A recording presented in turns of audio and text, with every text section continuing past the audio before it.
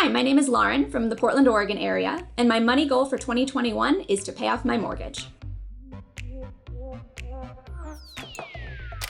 So there are many different factors at play when people think about whether they should pay off their debt or not. And so before we go into those, can you tell me a little bit about why this is your goal for 2021? I feel like I'd have a little bit more freedom to travel more, take more risks in my career, just be a little bit more free with my decisions if I didn't always have the mortgage payment looming over me every month. So with your mortgage, would you be paying it off in monthly installments throughout the year, or would it be a single lump sum, drop it all, and have it totally wiped out? It would probably be a little bit at a time, just because it kind of makes me nervous to do it all at once. I am also in the same camp of being wary of huge lump sum payments of a lot of money that is kind of working for you in the sense that you won't have a monthly payment for your housing after that, but at the same time, it's not building, it's not accruing interest or anything. So once you have that deposited, it's just completely gone. Remember that certain types of debt are better than others. When deciding whether or not to prioritize a certain debt, look at the interest rate. In general, one of the reasons why we think that mortgage debt is an okay one to have is because the interest rates tend to be so low, especially if you've refinanced in the past year. It's probably a lot more affordable. I'm actually not thinking about refinancing. If my plan was to pay off the mortgage in 10 years, then I certainly would, because I would be able to recoup the closing costs. But with my plan being to pay off the mortgage in 3 years or less, I just don't really see the benefit, because what I would pay in closing costs, I really wouldn't have time to make up in interest rate savings. Yeah, and there's a debate around sunk costs like that. Some people think that, because you've already spent that money, it doesn't really matter. And I tend to get a little bit caught up on money like that, where I wish that I hadn't spent it, or I tried to plan around it so I don't have as many sunk costs when it comes to things like this. So I think you did it in a pretty smart way. And I'm an overthinker, so any mistake I make like that, I will beat myself up about.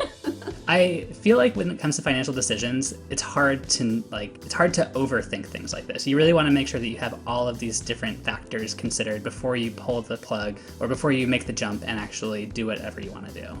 Before you start tackling debt, ask yourself what being debt-free means for you. Well, Lauren, I'd love to hear more about your idea of financial independence, because that's one of your big motivators here. So how do you define what it means to be financially independent for you and for your husband?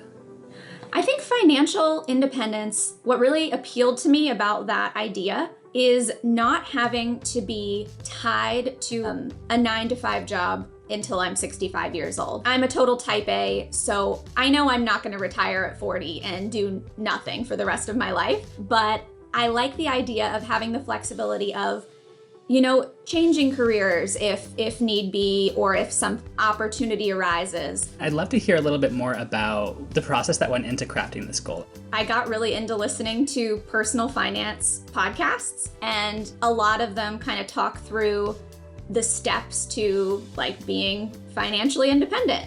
And one of those key steps was getting rid of your mortgage. And I'd never really considered that to be a priority or something that I should do.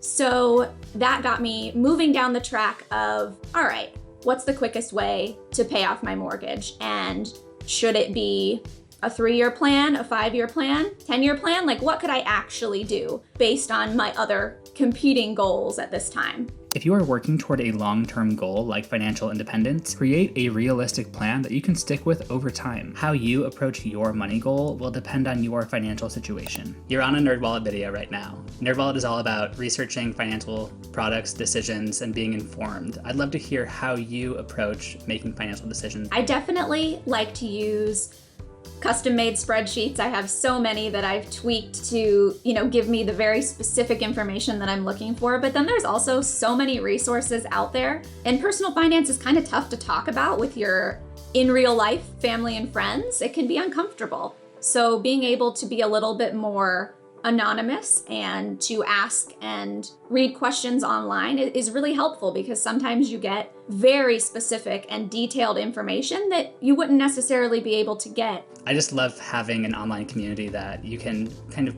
shoot out a thought and get their feedback on it, and it's not always going to be good. You definitely have to take it with a grain of salt. But so many other people have already been through this process and have paid off their mortgages early, and knowing what hiccups they went through, I think would probably be pretty helpful for your process as well. Lauren, thank you so much for sharing your money goal with us. I hope that what we've shared has been able to help you decide whether or not you want to do this in 2021. It has. Thank you, Shauna. I look forward to putting this into practice. If your 2021 money goal is to pay off your mortgage, make sure you're also balancing your other financial priorities like saving for retirement and building up your emergency fund. Also, try to keep your housing costs within 36% of your take-home pay, and if you are a homeowner and have not yet refinanced, now is still a great time to do so.